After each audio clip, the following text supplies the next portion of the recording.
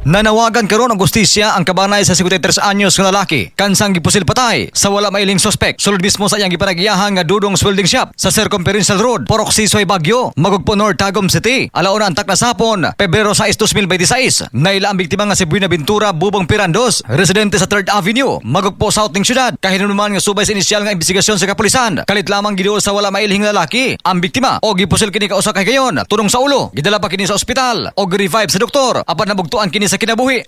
Matod pa sa mga saksi dito, adunay usa ka lalaki ng motor nga miduol dito siya shop o kalit lang, dali rin yun kay segundo lang, miduol o gipusil sa pakausa lang ang victim. Naigo siya sa part sa iyang ulo. Samtang pagkikinabi sa XFM Tagum News Team, kang Tagum City Police Station Chief, Police Lieutenant Colonel Frederick Delis, usa sa ilang gitanaw sa motibo sa krimen, mao ang personal grudge o pagdumot. Apan gikonsidera sab nila ang ubang posibleng anggulo. Basta nga nagayakuan na ato yung makita that's personal grudge. Pero sa gingon ako, pwede yan po na ito imbestigahan ang other pa nga angle. Kaya pa na ito matino. Bago pa magod ang insidente, magpadayon pa nga ito investigasyon sa pamilya, sa mga kaila, o kinsa ba ang nasuko kaniya o ganun na ba siya mga threat. Kahinumduman nga human sa maong insidente, gilayong gibando ni Police Lieutenant Colonel Delis ngadto sa iyang gigisakupan ang pagpahigayon og druglet operation dili lamang sa Tagum City apan nagki-coordinate sila sa mga silingang istasyon sa kapulisan sa Davao del Norte apan malampuso na kasibat ang suspitsado. Gikolekta na sa kapulisan ang tanang CCTV footage dol sa crime scene alang sa ilang investigasyon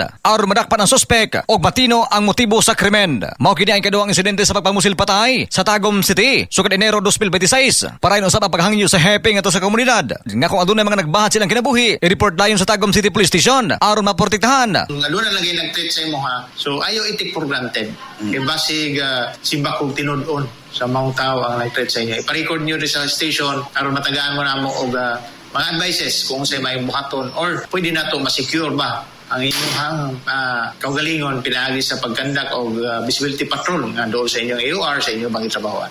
Giawhag sab sa opisyal ang publiko nga kung adunay mamatik ng kadurahang lihok, i-report dayon sa ilang buhatan o i-dial ang 911. Walay gipili nga oras sa pagkape, basta imong kape healthy. Pili ang kape nga healthy kayang Santon Plus Coffee Mix. Alang sa naghiusang Pilipino para sa Pilipinas, katropang Larsanyol, XFM News.